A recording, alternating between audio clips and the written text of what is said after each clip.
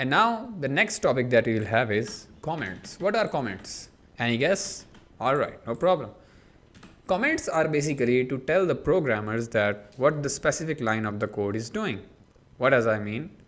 Let me introduce you to the first comment.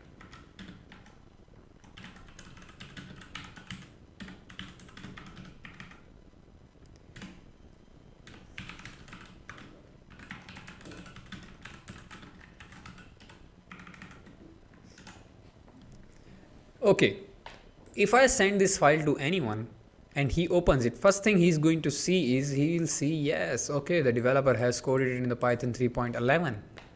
So if he gets any error in anywhere, if I am using some kind of library that I will going to basically tell you in future, if any error comes up, what he is going to do is he is further going to explore Python 3.11 or he will install Python 3.11 to remove that error, right? If I run it, it will not print. It will not come out because these are only for developers. Computer will ignore it. Computer will ignore it. All right. It is basically called a single line comment. It is called a single line comment. Let me add another line.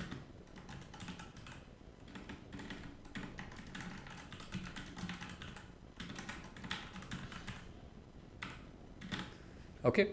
So this is basically called a single line comment. Even if I type any random stuff over here, it will still print out.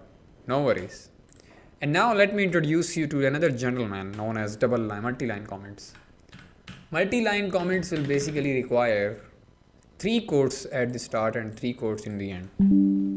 I can do the same. I can do the same with double quotes. But like I said, quotes must be same at the beginning and at the end. Alright, and now I can type anything.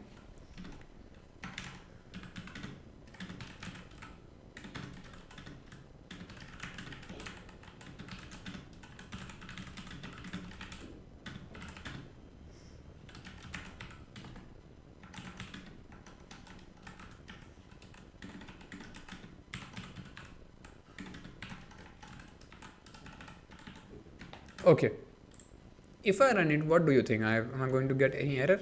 Of course not. No error. Like I've said, the compiler and interpreter will ignore comments because comments are only for the developers. Comments are not for computer. They are for us. If I send this file to anyone and add some function over here that basically hacks something or do something, he is eventually going to know what the function is doing because I have had it over here. So comments and print functions are cleared so far. In the next lecture, I am going to show you the variables and data types.